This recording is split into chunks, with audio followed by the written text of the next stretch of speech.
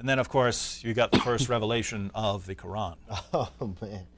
Brother Glenn, I'm sorry to interrupt, Okay, but we want our viewers to make sure they see the parallels here. Okay. So go right ahead from the place there. You've got it marked. Yes. Where you stopped. Okay. Right. It had such an astonishing influence over me as to bind my tongue so that I could not speak. Thick darkness gathered around me, and it seemed to me for a time as if I were doomed to sudden destruction. I'm sorry for laughing, Glenn. Oh, sorry. This is not a comedy show, by the way. I apologize. But this is really amazing. I've never heard this before. I've heard little elements, but as you read it, you could substitute the name Muhammad and just a few slight details, it'd be the same story. Sorry to interrupt. Okay, Go ahead, that's all Brother right. Glenn. But exerting all my powers to call upon God to deliver me out of the power of this enemy which had seized upon me, at the very moment when I was ready to sink into despair and abandon myself to destruction, not to an imaginary ruin, but to the power of some actual being from the unseen world, who had such marvelous power as I had never before felt. Being just at this moment of great alarm, I saw a pillar of light exactly over my head, above the brightness of the sun, which descended gradually until it fell upon me. It had no sooner appeared than I found myself delivered from the enemy which held me bound. When that light rested upon me, I saw two personages, whose brightness and glory defy all description, standing above me in the air. One of them spake unto me, calling me by name, and said, pointing to the other, This is my beloved Son, hear him. My object in going to inquire of the Lord was to know which of all these sects was right, that I might know which to join. No sooner therefore did I get possession of myself so as to be able to speak, than I asked the personages who stood above me in the light, which of all sects was right, for at this time it never entered into my heart that they were all wrong, and which I should join.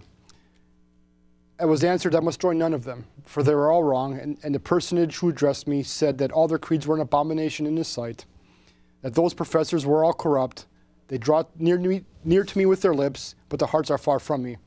They teach for doctrines the commandments of men, having a form of godliness, but deny the power. He forbade me to join with any of them, and many other things did he say unto me, which I cannot write at this time. So this here is where he kind of sets himself apart as being the deliverer of a new revelation, calling of God.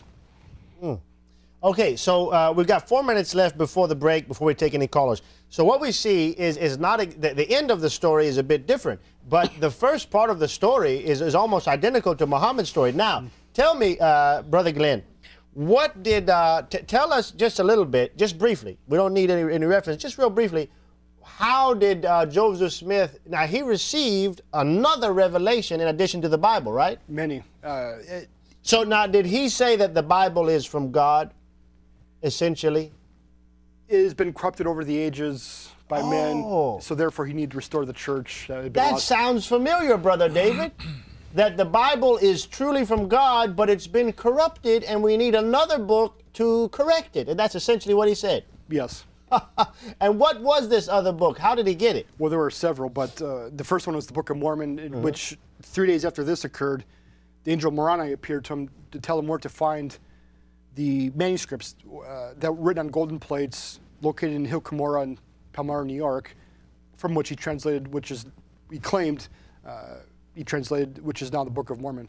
So then you're telling me that this new revelation, this Book of Mormon, of which there were other revelations, but basically the entire revelation was received and handled by this one man.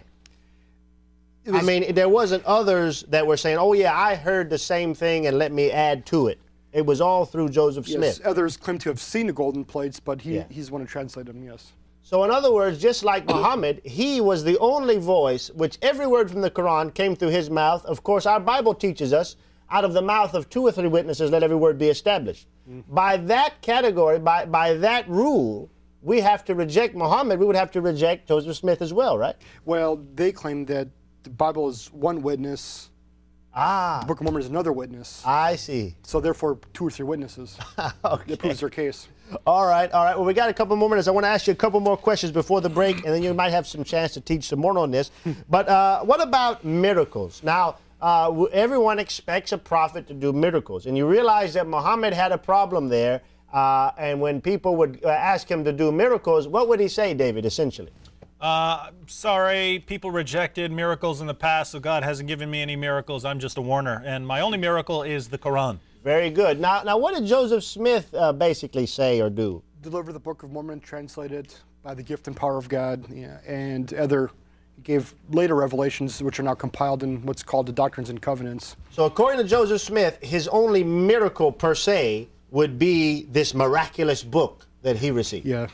I tell you what, I don't know if anyone's seeing some similarities to you-know-who, or if it's only me, but I'm seeing a lot. We got another minute and a half. There's more, isn't there? Isn't there more similarities? I mean, what about this fellow Joseph Smith? What did he say, for example, about polygamy?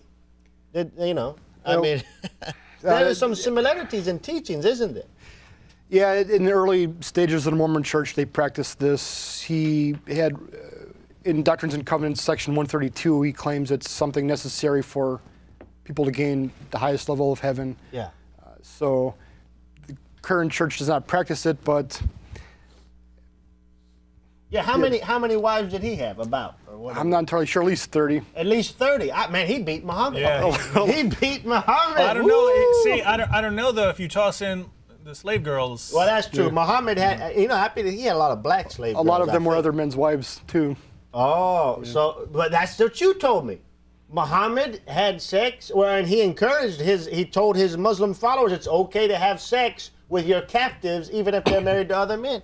And here's something you mentioned to me. What was Mormon Joseph Smith's view of women in general? Was it high and equal with men, or? It's a long story. It takes some explanation. But in Mormon practice, the goal of every Mormon male is to become a god and rule over his own planet. Now, that's obviously different. Yes, where the woman in this spiritual afterlife will help him produce spiritual children to help populate this planet. Yeah. But she only can become co-ruler with him if he calls her out of the grave. Mm. So she is a secondary citizen because she needs him to save her, basically. I see. So the man can become the god, but the woman would be sort of a lesser deity, I guess. So, she has to die in his good graces, or she won't call him, or he won't call her. Very quickly, let me just say before we go to the break, there's a lot of similarities here. And when you look specifically at the credentials of the prophet, supposedly prophet Joseph Smith, according to Mormons, what does Muhammad bring better than Joseph Smith? I mean, what do you think, David? I mean, Muslims say Joseph Smith's not a prophet. I mean, whoever knows about him. And we have to reject Mormonism.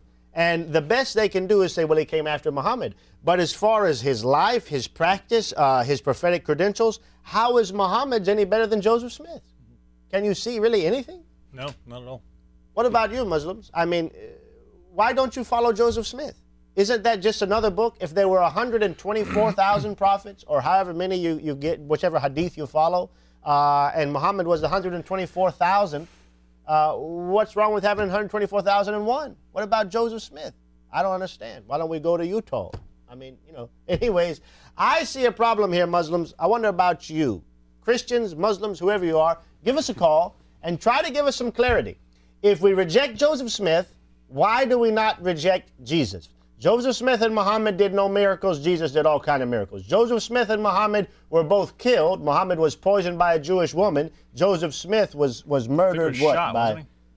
How did he die real quick? He was shot. He was murdered for printing his political aspirations. So both of them were murdered for political aspirations because Muhammad was trying to take everything over. Yeah. So these two self-proclaimed prophets, that's another one, were murdered for political aspirations. Jesus was killed for saying what? As Manu says, he was killed for saying he was God, for blasphemy. Jesus rose again from the dead. Nobody can find his bones because he's in heaven. What about Muhammad and Joseph Smith? They're dead. Is there a gravesite of Joseph Smith? I'm not aware. Oh, they threw him in a river or something. I'm not sure. Well, anyways, he didn't rise again. They don't claim that in the sense that they saw him the next day or whatever, right? Okay, and so what's the deal here? If you reject Joseph Smith, don't you need to reject Muhammad? Why not? Give us a call, 248-416-1300. We'll be right back after this break.